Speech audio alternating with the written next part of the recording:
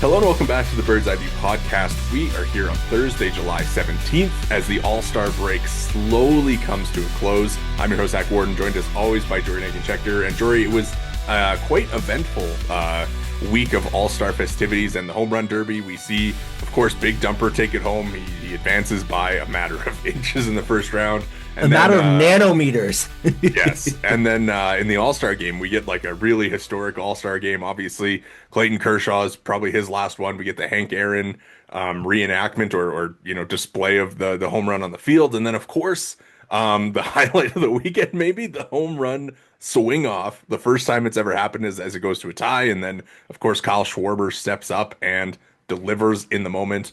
How did you enjoy the break from real games and the distraction of All-Star festivities? Lots of fun, obviously. All-Star game, I think, was a real treat, especially with the swing off. That thing went on and on and on, but I mean, it was a good game, all things considered, obviously, specifically, with with regards to the ending.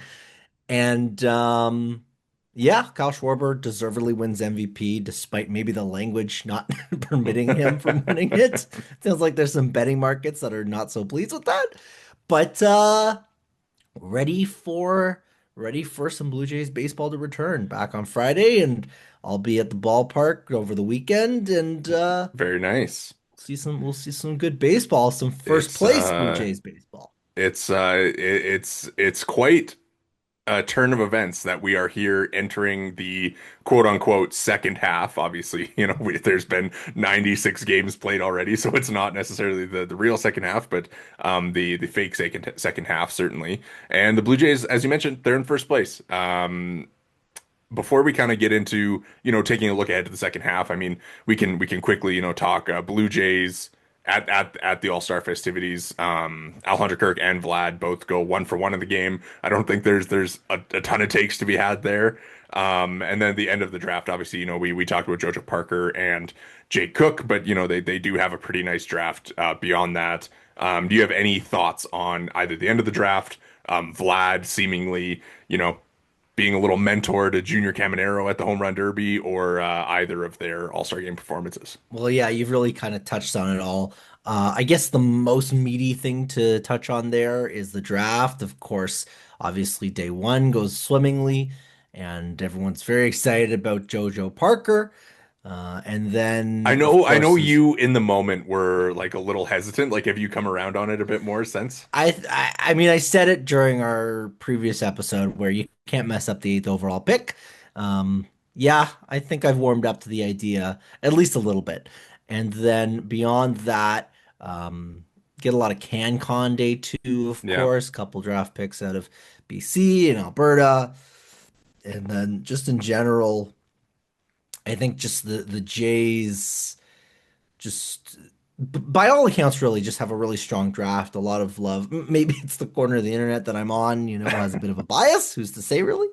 But just overall pleased with the draft, and then obviously you move into the All-Star, the Derby, which is a good enough time. There's now whispers, murmurs, the Jays could be getting the All-Star game soon. Keep an eye out for Yes. Yeah, that. that's a That's good kind of good call. fun. 2028, I believe, right? 2028 is what they're saying, because they're saying the next year will be the Phillies and the Yeah. Cubs likely, and then the Yeah. Blue Jays.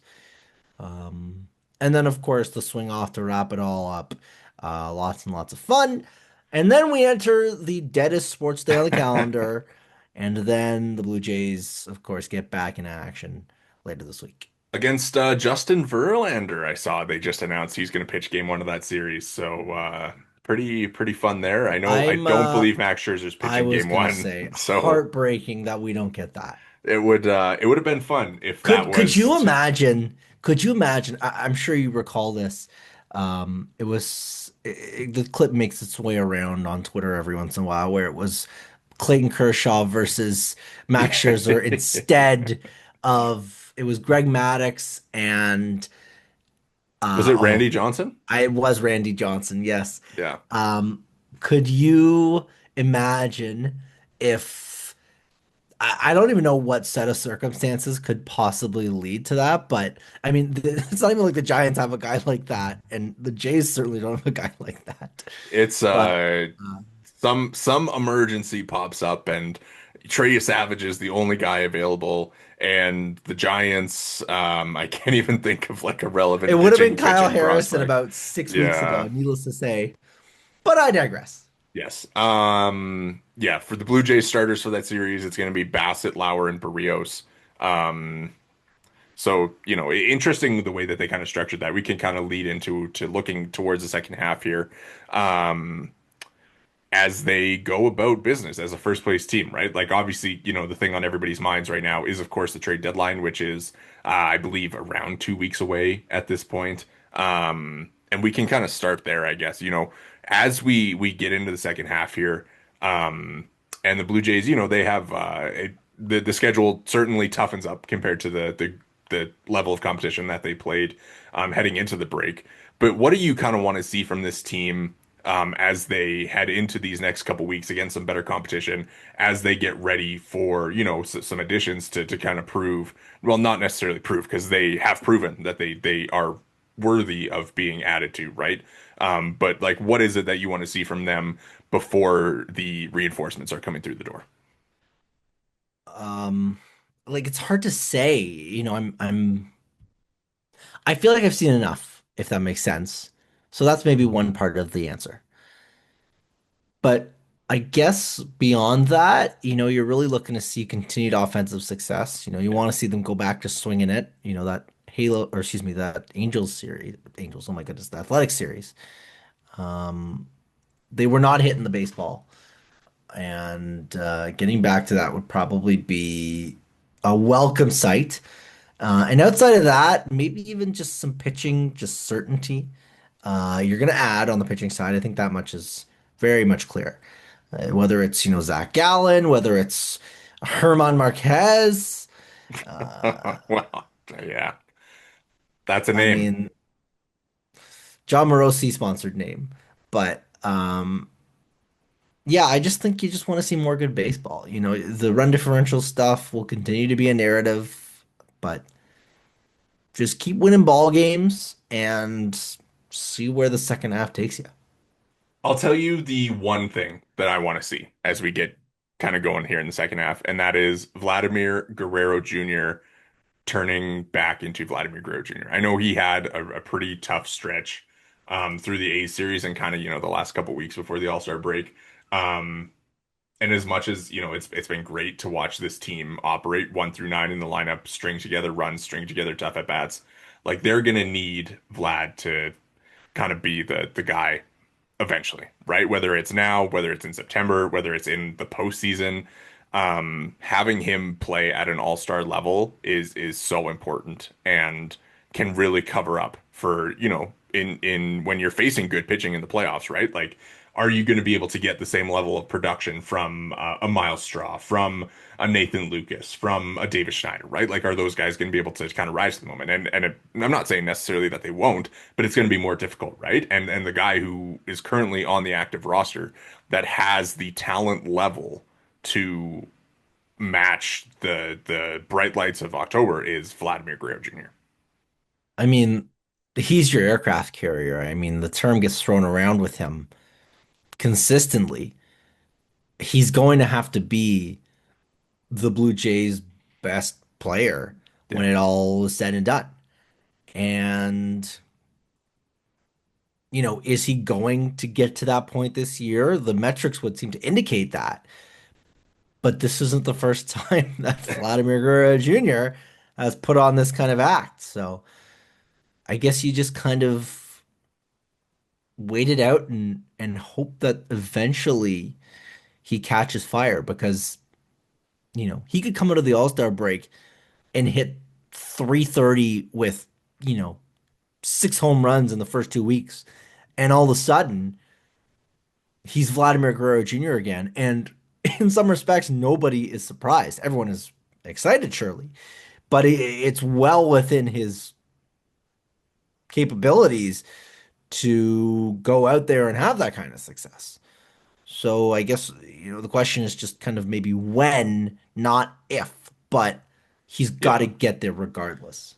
Yeah, it'll be I think one of the more important second half storylines to follow. Obviously, you mentioned the pitching. As we kind of go in here and it seems like they are intent on adding a starting pitcher. Of course, the rotation as structured right now has been fairly effective for the past few months. Obviously, Chris Bassett, Kevin Gausman, Jose Barrios, Eric Lauer, and Max Scherzer have done a fine job. They haven't, necessarily been working that deep into games, which has kind of taxed the bullpen, right? We've kind of seen that come up a couple times. But when you look at it, those five have done a good job. But realistically, heading into the playoffs, you kind of want maybe a little more certainty, maybe a little more swing and miss, right? Like these guys are all good at eating up innings. Aside from Max Scherzer, who of course is dealing with his thumb issue.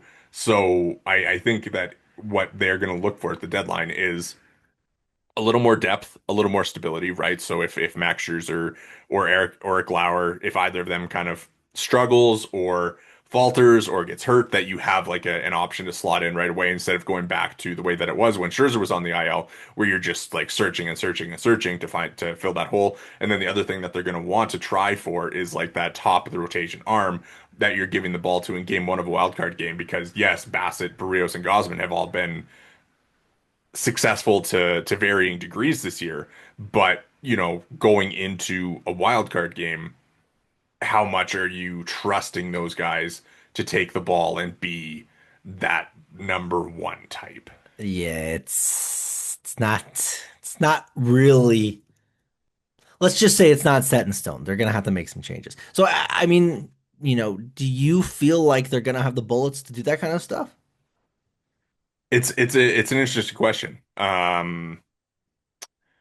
Because if there isn't like an ace level starter that's a rental. I think if there was an ace level starter that was a rental, if Zach Gallen was pitching like the Zach Gallen we saw a couple years ago, I think that the Blue Jays would be right in the mix of it. But if you're looking at the Joe Ryans and the Jacob deGroms and the Chris Sales, there would be, a hefty price to pay. And, are the Blue Jays willing to part with probably both Arjun Nimbala and Trey Savage to do it? Maybe not both, but one or the other. It's an interesting debate, right? Like, how would you feel about moving on from either of those guys? Because I that's what it would take. wouldn't. I wouldn't love Apparently, it would it, take Arjun Nimbala for Mitch Keller, according to Jeff Passan. which seems ridiculous, by any stretch of the imagination. Um, I don't know. It's tough. It's tough to say that you do it. I mean, here's a real, brainworm for you. Drafting JoJo Parker so that you have the depth to deal Arjun Nimbala, which is probably a ridiculous notion to begin with. But like you're very clearly gonna have to part with a lot of like your top end talent, which you really don't have that much of, if you want to go out there and make a substantial ad at this deadline. But I think that's, like we'll get into all of this. We'll get into this as the deadline approaches in the weeks to come. But I'm really intrigued just in general about how the first 2 weeks maybe Yeah. of the second half unfold. Just on and off the field, I think there's going to be a real juicy, real interesting, real exciting stretch for the Blue Jays to see exactly what goes down and how the Yes. Jays choose to play it. So just pulling up the schedule, I mean, the trade deadline is actually exactly 2 weeks from today. So, but they go Giants at home, Yankees at home, Tigers on the road, Orioles on the road. So, it's a good test for them to kind of continue the play that they had before the break. Obviously, the last four games notwithstanding, they go 1-3 to enter the break against the A's and the White Sox, and we didn't really talk about that, but I wasn't really super concerned. I know like weird situation in Sacramento. I think they were probably pretty ready to get to the break, and they had just strung off that 10-game win streak. So I think they built up enough goodwill to not necessarily be concerned about a series loss to the A's. Um, but yeah, I think it's interesting. Like these next 2 weeks are going to be really important. Um, as far as like going into the second half, right? Like have to come out of the gates firing, and then you're gonna get your additions, and then at this point, right, every series from the rest of the year is gonna be pretty important because there isn't a ton of space between them and the Red Sox and the Braves, right? Or sorry. Yeah, and the Yankees as well. Like, there's not a ton of space in the AL East right now. And at this point, like, it's not. I don't think it's a hot take to say that a first place team should really be aiming to win the division, right? Like I think that the Blue Jays have a really good chance right now to one, win the AL East, and two, get that first round bye, which would be immensely important for this team that has not been able to win a game in the wild card round. No, it's going to be enormous. And like I said, the way that they come out of the gates. I mean, you look at that series with the Yankees, like Yeah, that's circled in red ink. That's circled in whatever's that, the tier above red ink. That's going to be a huge, huge, huge, huge, huge series. And then, of course, obviously the Tiger series. If you have any aspirations of picking up any kind of first round bye, that's another series that you got to have underlined in bold ink as well. yeah, yeah, 100%. Beyond the deadline, I mean, obviously, I think we'll 100% be doing a ton of deadline talk in the next couple weeks here. But kind of beyond that, we talked about Vlad. As far as the season has gone so far, right? Like, I mean, I think the guys who have kind of been the most important or like relevant to this kind of 2 month, 2.5 month stretch where they've been, one of the best teams in baseball, if not the best team in baseball, is Alejandro Kirk, all-star level catcher, probably best player on the team by F4, right? And Addison Barger, offensive breakout superstar, couple of months of performance for him. George Springer carrying the team at times. Of that group, like who are you most confident in kind of sustaining their first half into August and September? It's crazy, but I mean all of them. I have full confidence in all three of those players continuing to have success. Now, with that said, obviously, you know, Springer's got the age concern. Barger maybe has the lack of track record concern. Kirk maybe has the track record concern. So they each have their own red flags in terms of if they're going to continue to do this. But I don't see any reason to believe that any of those three guys can't sustain this Yeah. into the back half of the season. You know, Kirk maybe concerns me on if you want to talk maybe like a fitness, I think like a workload thing is is durability, is interesting for workload. him, right? Because this is like the first year that he's been like the guy, right? Like he's played 81 games already, and obviously a couple of those come at DH, but with the way that he's kind of been used in the past, like it hasn't been as like a full-time starting catcher. So we'll kind of see how he's able to manage that as he goes forward. Yeah, so like we'll see exactly what happens there. I don't think it's of concern. You know, I would expect him again to just continue to succeed the way he's been Yeah. succeeding all throughout the first half. But I think maybe of that group, he's the guy I'd say is the most worthy of keeping maybe tabs on. You know, Springer, there's an age concern, obviously, but he's Uh, just continued to rake. He's kind of And found the Barger, formula. it's Yeah. exactly right. And the same thing with Barger. They've both just kind of found what works for them. Yeah. And they've evolved as players into these really substantial contributors to the 2025 Blue Jays. Yeah. I think we'd be remiss to not mention the potential of guys coming back in the second half as well, right? The Dalton Varsho's, Anthony Santander's, Andres Jimenez's, like all these guys are going to come back at some point in the second half, I would assume. The Anthony Santander one, um, Maybe a less, yeah, like if you had to put a percentage on it, I mean, this is us speaking without a look at the medicals, without really knowing like what's going on with him on a day-to-day basis. But on a percentage, like how confident would you be right now that he will return to the lineup at some point? I would be pretty surprised if he didn't, but the sense that you sort of get, I mean, he hadn't swung the bat before the All-Star break. He's going to have Yeah. to get into rehab games and stuff. And it's two swings. Like he's got to get up to speed from the left side and the right side. So you would imagine that's like a couple extra games, if not more. I mean, Could it be a September 1 situation? Maybe he becomes Maybe, yeah, a guy that you add to the extra roster spot or two. Seems like a possibility. I mean, I wonder if a similar situation for Varsho. Like yeah. maybe it does seem like he's further along, right? Has he gotten into games? As we speak, he is playing his first rehab game. So I mean, certainly isn't going to be up at the He'll be beginning of back September. sooner. But he might need like a full week and a half, 2 weeks, 10 days at least, maybe closer to 20 to get fully back up to speed here. Yeah. Yeah, it'll be interesting. I would imagine that they will have Varsho back by the trade deadline. If he's starting today, that kind of, 2 weeks probably gives him enough ramp up time if everything goes well with his hamstring. Jimenez, they kind of called him like week to week, I think. So, that's probably like mid-August at earliest or early August at the earliest before he's back. And then you kind of look at the bullpen guys, right? Like it seems like Ryan Burr probably done for the year. He went straight on the 60-day IL I mean, he met after a short return.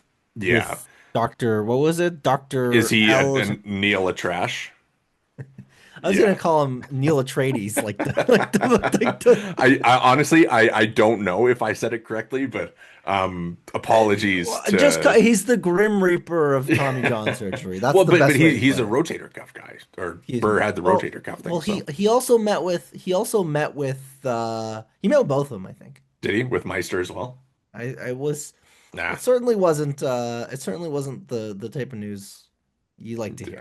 hear. Yeah, so I don't think that you count on him coming back. Jimmy, obviously, kind of tough getting the sprained ankle, stepping into a hot tub or a cold tub, but he'll be back for sure. I assume that, he's been throwing bullpens and stuff. They said he might not even need a rehab game, I believe I read, so that'll probably be pretty quick before he's back in there. And then who knows about Nick Sandlin at this point? Obviously another injury, elbow inflammation, never good.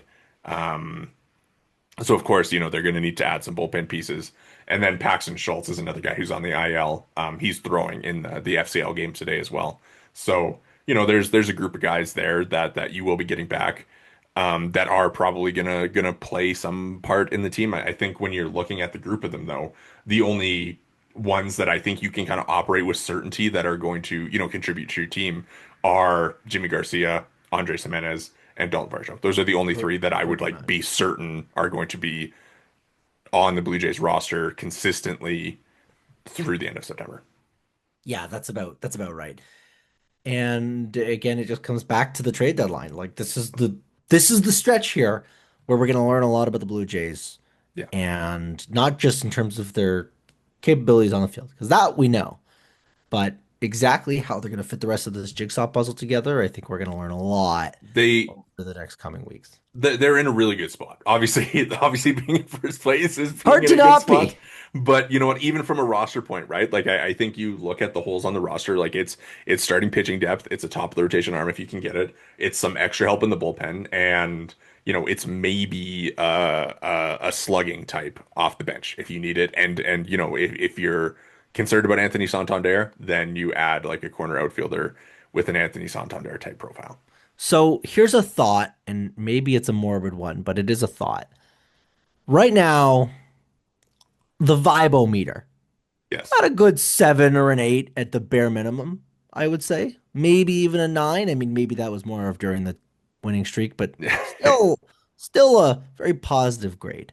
A 9 at the end of the 10-game winning streak dropped to an 8 after the White Sox and A series, So, or after is the there A a series, I uni guess. is there a universe where the Vibometer has shifted after the Giants and Yankees series? Well, 100% like if it goes It just well, it feels right if now they go like we're well, I really it feels right now like we're really enjoying the Toronto Blue Jays. And I here's feel like I don't know. It feels like there's a bit of an anvil hanging uh, over, a little bit of Wile E. Coyote. you Am I know am I being too pessimistic? maybe a little. Like I think that they've proven against really good teams continuously that they belong where they're at, right? I know obviously if you want to ask Michael Kay or whoever that there, is going to be some concerns about their run differential. But realistically, since the beginning of May, if you want to kind of go back to then, like they have been one of the best teams by run differential in baseball, right? So I think that they've done a great job of like proving that they are legit. And, I think that even if they do, like, say, have a bad series against the Giants and the Yankees, that they're still, they've built up enough of a cushion where, say, they go 2-4 in those 6 games, they're still a playoff team, right? Like they've done a good enough job of separating themselves from the pack. I think if you look at their playoff odds on Fangraphs, like it's above 80%. So Yeah, so things they'll are going really well, and I think that the most important thing that they've done with this stretch is like give them a little bit of a buffer. And if they can continue to play well, then you're looking at a division winner and not just a wild card team. yeah, and I mean, I think you've kind of put the nail on the head there, right? Like just continue to have success and you control your destiny. Yeah, it's going to be interesting to follow. I mean, I think when it's fun because you're talking about like Vibometer, and to me, like, so let's say that they're at an 8 right now, right? And if they go through these Giants and Yankee series, play well, say they win 4 of 6 or whatever, then I think your Vibometer gets back to a 9, and then that's kind of where the trade deadline, you know, can take things to a 10. If they can go out the Tiger series, don't Who got much knows? to say. Tigers playing well. Don't know if they'll get Scooble. The trade deadline. So I want to take you back to 2015 because there's been a lot of 2015 conversation, and I know people. I've seen people on Twitter are like, "Let's stop talking about 2015." But what happened in Let's stop 2015? talking about 2015 as you bring up 2015. Um, in 2015, the vibe totally shifted after the trade deadline, right? The Tulo and the Price stuff completely flipped the switch for the Blue Jays. I don't think you're getting a Troy Tulowitzki and a David Price, but say they go out and land like a significant piece, like I think that takes the vibometer to a 10. Yeah. I do feel like Zach Gallen would do that. Yeah, just the name brand. I think the name probably would get people fired up. I, you know, have my concerns about Zach Gallen. I think that there was the amount of innings that he threw in that 2023 season. You know, Kind of cooked him. yeah, like he's obviously been healthy and like been able to throw Well, still, he's but he's had some success over the last couple starts, and I don't know if that has maybe shifted your perception because I think it's shifted mine. He's not my number one target, but I think I've put him firmly as my number two or three as far as pitching goes. Obviously, I'd love Joe Ryan. Obviously, Jacob deGrom would be excellent. But if you're not going to get either of those guys, he does feel like the best fit. the ceiling is there, which I think is something you can't necessarily say for a Merrill Kelly, for a Mitch Keller, for those types of guys. Obviously, the one thing that has kind of seemed to be like a priority for the Blue Jays in the past is like adding a little bit of team control. And obviously Zach Gallen doesn't have that. Somebody like Mitch Keller does. But I think that you add a guy like Zach Gallen and the ceiling is there. But of course, the floor has been pretty bad this year, right? Like he has a 5.4 ERA. And the strikeout rate is 22%, so around league average. So there isn't quite, the swing and miss that there used to be with him when he was kind of in the 26% range. So they're like I think that the recent stretch has been good. We'll see how he pitches kind of leading into the trade deadline, right? I'm sure that the Diamondbacks will want to showcase him as much as possible, so it'll be worth monitoring his starts to kind of see how that goes. But yeah, if Zach Gallen was 2022, 2023 Zach Gallen, like I would, I think that he would be the That would get perfect you out of your fit. seat. Well, of course, absolutely. So. Yeah, it'll be interesting. I think realistically what we might see is them go out and do like the sicko bullpen thing where you have like 5 fire breathers coming out of the bullpen and you add like a Merrill Kelly type to kind of give you some mid-rotation support and then in the playoffs you're It's going 4 innings with your starters and then handing it and over to those guys. that's a much probably more doable situation as far as the trade deadline goes. So, and it Less would feel exciting it though. would feel it would well, it would feel very Cleveland Guardiansy. It would feel very 2015-ish Kansas Royalsy, which What if the they get like Emmanuel Clase? I mean, Would that's that get the probably Vibe-O-Meter that. to a 10? I will say, obviously, I don't believe was acquired by the Shapiro Atkins regime in Cleveland. However, the connection remains, so Yeah. doesn't seem implausible. This episode of the Bird's Eye View podcast is brought to you by BioSteel. Use code Bird's Eye View at checkout for 20% off your order at biosteel.ca. Again, that's code Bird's Eye View at checkout for 20% off your order. For all your high performance hydration needs, visit biosteel.ca. Thank you again to BioSteel for sponsoring today's episode. Other second half storylines we're watching, we kind of touched on the pitching. We touched on some of the guys who have played really well in the first half. We touched on Vlad. Bo, I mean, you got any thoughts on Bo? I think Bo is kind of in the same boat as Vlad, but maybe just not necessarily to the same extent of like, he's the contract thing it hasn't really seemed to be like a topic at all this year. Like, do you kind of have any thoughts about Bo and where he's at in the second half here? I don't know if it's so much that he's kind of got to get going or He's if the been he's been Jays, ultimately fine. yeah, that's I think what makes it such a complicated conversation around Bo Bichette. To me, the Jays have gotten what they've needed out of him. Would you like more? Could you get more? For sure. But I think the Jays have ultimately extracted, so to speak, the surplus value out of him Yeah. has been fine this year. And also he's like kind of in the same boat as Vlad where like his batted ball stuff screams that there's better stuff coming. Exactly. Now, I don't know what that means as far as any extension. It doesn't seem like that's I think changed that's much, an off-season thing at this point.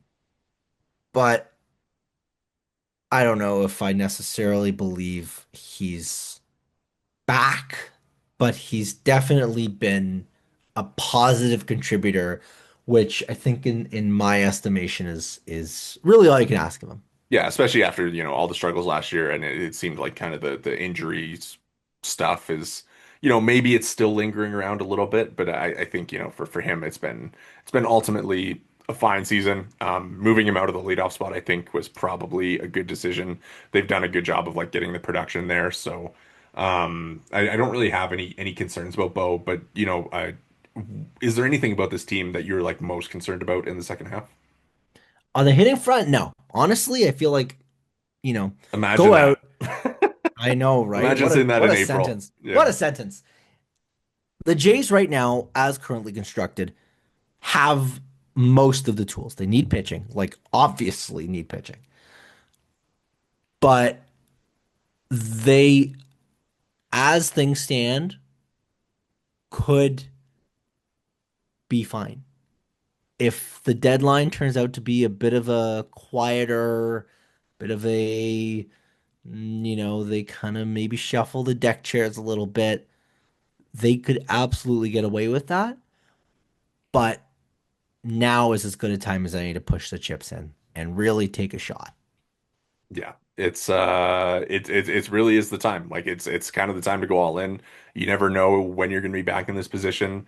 As we saw last year, as we've seen in the past, like anything can happen in a baseball season, and they've been playing so well that I think it's well deserved for them to kind of take this shot and see how things fall come October if they really For go all sure. in. So I think obviously we're pretty pro prospect on this podcast, but I mean if you move the top guys for an impact piece, like I think that is probably what you should do.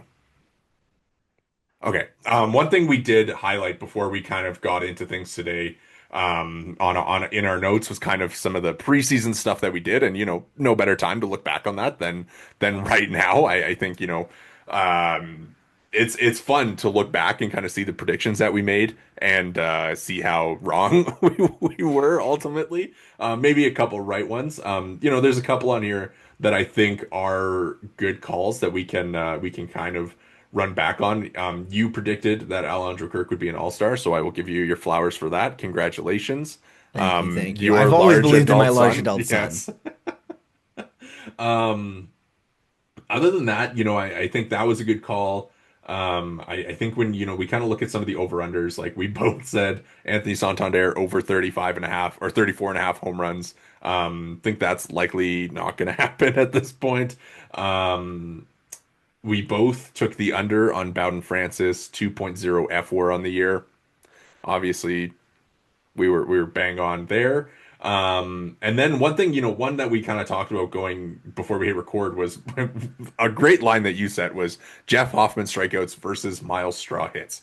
And I think it's what did we say? We said Jeff Hoffman has 53 strikeouts and Miles Straw has 42 hits. And unfortunately, I don't think Miles Straw is going to be able to compete for that with Dalton Varsho coming back. But ultimately, I mean, Jeff Hoffman, another guy, like what have you kind of thought of his season?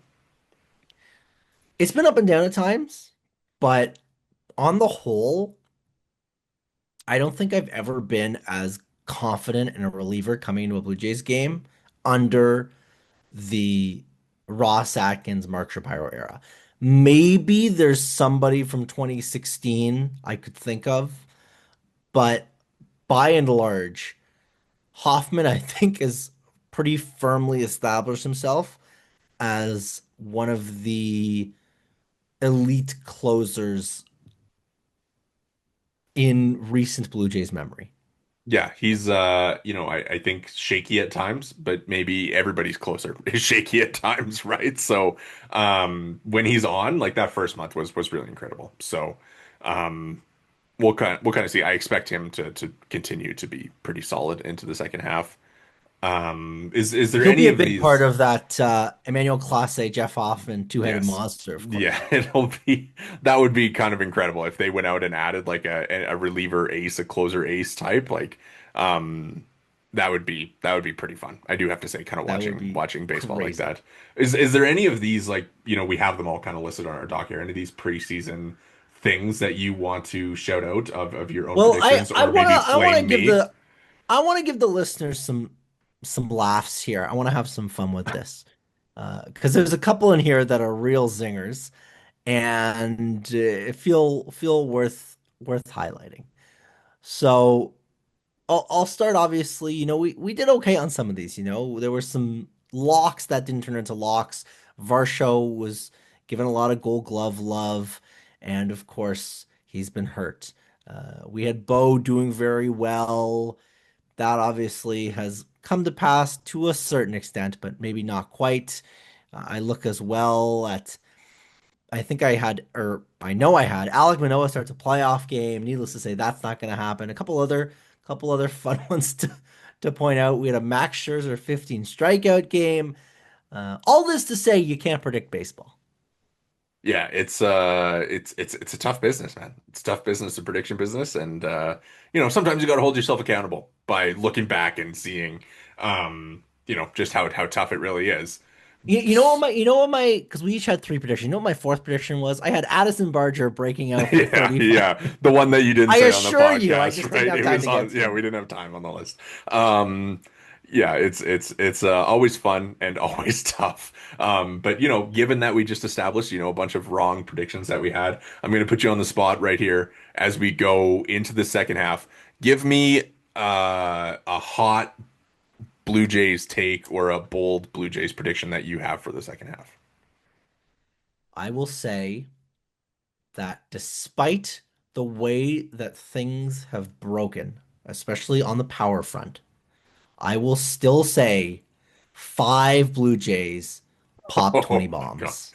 Okay, okay, okay. Hold on. So five Blue Jays hit 20 home runs. Currently, only four have 10. So they only have uh, I guess it would be 50 some games remaining. Who is getting to 20 home runs of the five? Who are the five? Springer, Vlad, Bo, Alejandro Kirk, So and Kirk has seven. Alejandro Kirk, All right. and somebody they add at the deadline. Okay. So if they're gonna hit 20 home runs in the second half, or their total will be at 20 home runs. Their total will be 20, I Okay. guess is maybe a better answer. All right, I like it. I That's not where I was expecting you to go. Um Yeah, that's certainly that's a bold one. That's The power hitting Blue Jay. yes. All right, here's my take for the second half. The first half was kind of about the depth of the lineup, and I think it's kind of funny. Like Ross Atkins and the front office has warned a little bit of like their big offseason additions kind of been haven't played a big role in that. Andres Gimenez, Anthony Santander, Max Scherzer, Jeff Hoffman, all kind of been all struggled to varying degrees. The second half that flips and the additions like really turn it on. Andres Gimenez, maybe not the first week of the season, but is at least a decent enough hitter. Anthony Santander returns, is healthy, hits some big home runs down the stretch. Jeff Hoffman, untouchable, and Max Scherzer pitches all the way through the end of September. That's a good one. I like that one. That's a fun one. All Max right. Scherzer playoff game starter? You know what? Honestly, I could see it. Like if you kind of wanted to go with like a swing and miss option who can, give you, you don't necessarily need like 7 innings from him, right? Like if you give him, if they do the bullpen thing and then you give him 4 or 5 innings and then turn it over, he might be the guy that you have the most confidence in, like going through 4 or 5 innings, giving up like 2 runs kind of idea. So Something to keep an eye don't on. hate it. Don't hate Don't it. hate it at all. Really quick before we go, prospect thoughts second half. You Savage MLB debut, yes or no?